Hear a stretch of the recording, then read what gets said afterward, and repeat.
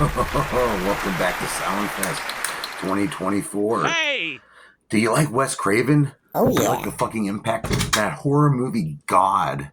Nightmare on Elm Street, The Last House on the Left, Scream. This guy came up with some good ones. Serpent in the Rainbow. So today we're gonna pay homage to motherfucking Wes Craven. We're gonna pick your soul. Here, I did it. It's in the nose there. I finally did it. All these people, won't you pick your nose with that thing?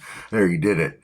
So we're gonna do Wes Craven tonight. We're gonna do one of his first few films ever. Oh, he also did Swamp Thing. We're gonna do one of his first few films ever, The Hills Have Eyes, from 1977. It was distributed by Vanguard, and they put this out. It was labeled an X rating at first because how cruel and how fucked up it was, and how the killers and stuff like that, and the cannibalism and the sexual assault. People were scared of this movie. Now, Last House on the Left was a big success from Wes Craven. It's a revenge story. His parents getting on these escaped convicts who fucking sexually assault and murder their daughter along with her friend, and they get fucking revenge in a harsh fucking way. They fucking deserved it, though. And this is kind of like that. And when Wes Craven was drawing this up, he was thinking of some inspiration from Texas Chainsaw Massacre. And also, he also the grapes of wrath. Yeah, it was filmed in the Mojave Desert. It was like 120 degrees during the day and 30 degrees at night. It was cruel. They had to work like 12 hours days. It was just fucked up, man. They worked 12-hour days He just for said weeks that. at a time. But yeah, like I said, written and directed by Wes Craven, and this is also edited by Wes Craven, so more power to you. That's triple the rule you got there. The budget was about $700,000, and the movie made $25 million, so that's pretty fucking good. I mean, that's extremely good. It was based off also Sonny Bean, which is some like cannibalistic things, but what's this about? It's about this family from Cleveland, Ohio, of course, state that I live in, so much fucked up shit has to pertain to the state horror-wise. And this family, they're in an RV, and their daughter's got a baby, and she's married, and they got the younger kids, and this Big Bob, Big Bob, he fucking, he asserts his "I used to be a cop" kind of attitude. Little, the hills they're driving through, because he's looking for fucking gold too, by the way, gold rush.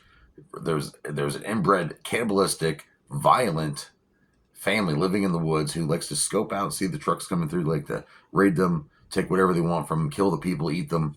Yeah, that's what's about to happen to this family. So, who stars in the motherfucker? Well, horror icon Michael Berryman.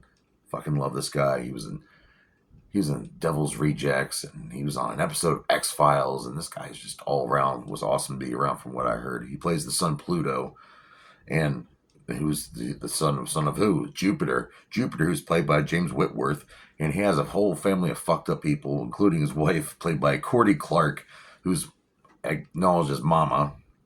And then we have Lance Gordon playing his son Mars, and his daughter Ruby, who's really reluctant in all these murderous stuff, played by Janice Blythe. We also have Russ Grieve playing Big Bob, and playing Little Bobby, Robert Houston. And Susan Lanier playing Brenda. And we have Martin Spear playing Doug Wood. And yeah, that's like I said, I don't know, I forgot to mention the fantastically awesome horror icon Dee Wallace up in this bitch, starring in the movie as Lynn Wood. This was her second film. And like I said, it's pretty much his family. The RV car breaks down in the middle of the night, and they get attacked by these cannibals, and they have a baby who's not even a year old, gets kidnapped, and I guess they're going to eat the baby. That's what these cannibals plan on doing. They're going to eat the fucking baby. So they march into action and try to, and they have these two cool dogs too, and I hate to say it, but you see some poor doggies get, K-worded, and it sucks. So it makes you hate the fucking cannibals even more. And Jupiter, he has this big scar across his face because his daddy beat him in the face with some kind of a tire iron. I don't know. Beat the fuck out of him. That's why he has a scar in his face. And he's all fucked up. His kids are all fucked up. They're got radiation poison. The whole town they're living in is not much of a town left. No one wants to invest. It's dying. It's probably there's probably a three-headed fish in the lake, for God's sakes. I said it's filmed in the Mojave Desert for weeks and weeks at a time. It was really rough on the crew. And they use to film this movie. They used 16 millimeter cameras, which were borrowed from a porn set production. So these were porn set cameras being used for this movie, motherfucker. And I mentioned earlier, it was given an X rating, and sorry, they had to change it a little bit, change some deaths, and I won't give away the ending. But there was talks of maybe them eating the baby in the plot. But the whole cast was like, fuck you, Wes, we're leaving if you do that. So the baby does not get eaten, just so you know. The baby, but some dogs do get harmed. Some weird stuff happens. Yeah. And you get to see Michael Berryman. It's great. And Dee Wallace. So we have some sequels. There was a part 2, Hills Have Eyes Part 2 from 1985. We have some remakes, too, from 2006. And another remake sequel, Hills Have Eyes 2. So Wes Craven and his son, they put some work into 2007's Hills Have Eyes Part 2, which I have not seen yet. I've seen this first one, and I wasn't too big of a fan. But, Hills Have Eyes might be one of your favorite Wes Craven movies. What is your favorite? What's my favorite? What do I rate the Hills Have Eyes from 1977? Well, PJ Bozak has to rate this movie a good old 3 out of 5 dog dicks. It's legendary. I can watch it a couple times during the year.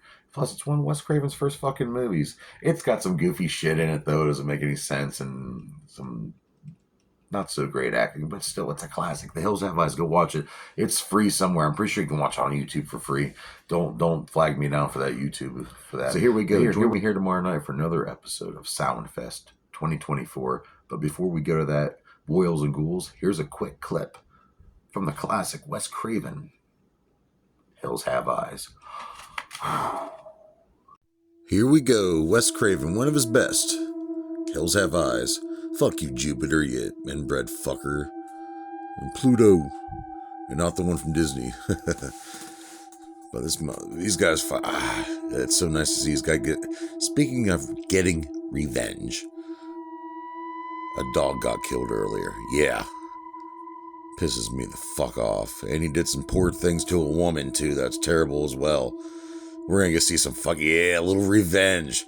Take that biting right through the boot. Right through the boot, down to the bone. Down to the bone. Let's see what it looks like. Oh, raw hamburger. Oh God. Soundfest, bitch.